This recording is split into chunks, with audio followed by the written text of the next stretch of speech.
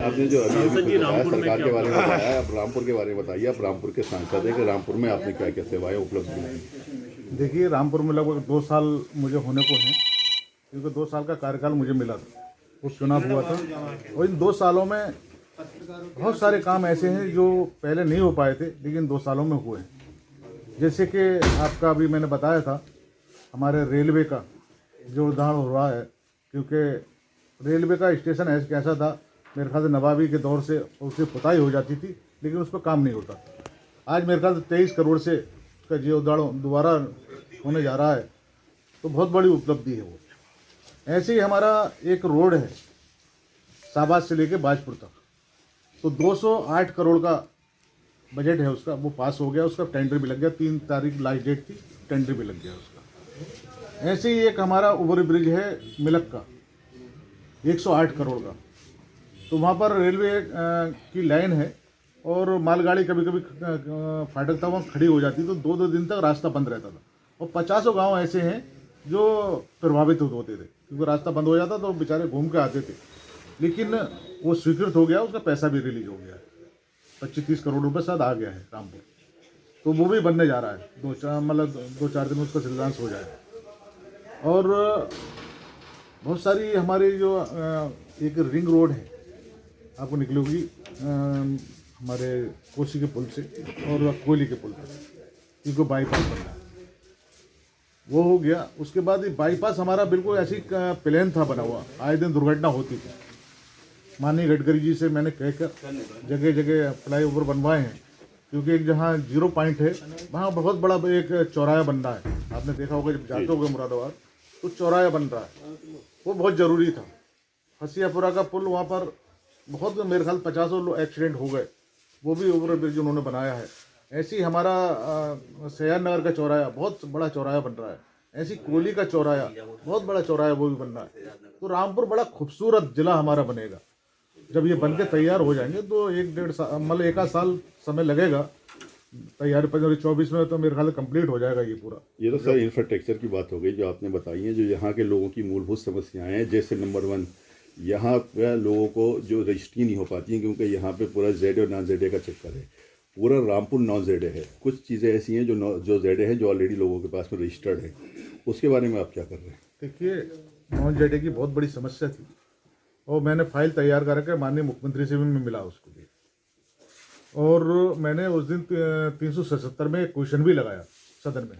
उसकी कार्रवाई चल रही है, क्योंकि भारत सरकार ने, हमारे उत्तर प्रदेश की समस्या नहीं, कई राज्यों में ये समस्या है, और उसको लेके मैंने क्वेश्चन 377 धारा 377 में उत्तर प्रदेश में सबसे ज़्यादा रामपुर में है ये? नहीं, रामपुर में कई रामपुर में नहीं, बरेली है, सीतापुर है, कई जगह है, और आगरा है, कई जगह ऐसी है, और वो दूसरे राज्यों में भी है। लेकिन मैंने उस पर लगाया, उस पर कार्रवाई चल रही, उस पर जवाब मांगा है। इन जिन राज्यों में अभी जमींदारी प्रथा खत्म नहीं हुई है, तो भारत सरकार ने उन राज्यों से जवाब मांगा है, उस पर कार्रवाई चल रही है।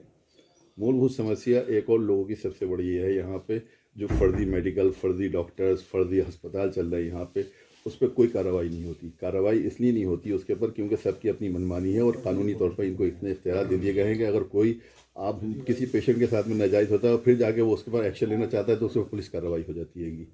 तो उसके बारे में क्या करना चाहिए ऐसे में लोगों को, किसके पास जाना चाहिए? नहीं, उस पर मैंने डीएम से भी कहा था। कुछ है इस तरह की शिकायतें बीच में आई थी, 1-2 पेशेंट मेरे ख्याल से उनके इलाज के दौरान मौत हुई है, तो समस्या आई थी, मेरे पास भी आई थी, मैंने FIR उसमें कराई। तो और लेकिन मैंने सीएमओ को बुलाया, तो मैंने कहा इस पर इस तरीके का कोई हॉस्पिटल चल रहे हैं, जांच करा के उसे बंद कराए। फर्जी लैब्स चल रही हैं यहाँ पे, 75% फर्जी लैब्स। हाँ, मेरी जानकारी में कुछ आया था, लेकिन मैंने अधिकारियों से बुला के इसमें मैंने कहा है कि अगर इस तरीके की जांच कराकर इस पर कार्रवाई करें। संतोष जी, रदरडी कॉलेज के बाद जो पुलिया है वो टूटी पड़ी है, जबकि प्रवेश और एडमिशन दोनों चल रहा है, वो अब तक नहीं बनी है। और जब पूछा जाता है तो कहते हैं फंड नहीं है, ये नहीं है, ये क्या है? बच्चों 2 बच्चे उसमें गिर चुके हैं नाले में। देखिए, नगर पालिका का के तहत वो पुलिया आती है सर, क्योंकि जब बरसात हुई थी तो पूरा राम शहर डूब रहा था, तो शायद वो तोड़ी गई थी पुलिया उस समय। मैं भी गया था उसे देखने निकालने के लिए। हाँ, मैं भी देखने गया था। लेकिन अब नगर पालिका का मेरी जानकारी में शायद अभी बजट पास हुआ तो शायद उसमें पुलिया रखी होगी उन लोगों ने।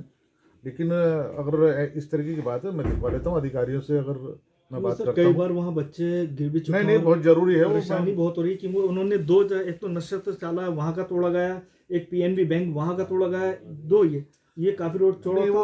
वो उस समय परिस्थितियां ऐसी थी कि पूरा शहर डूबा था रामपुर पानी में, और वो तोड़ना जरूरी था क्योंकि पहले जो अगर निर्माण जिसने पुलिया का किया था तो उसमें वो डोला वगैरह का होता है, लकड़ी वगैरह सब उसी में छोड़ रखी थी, तो वो बगैर तोड़े नहीं निकल सकता था।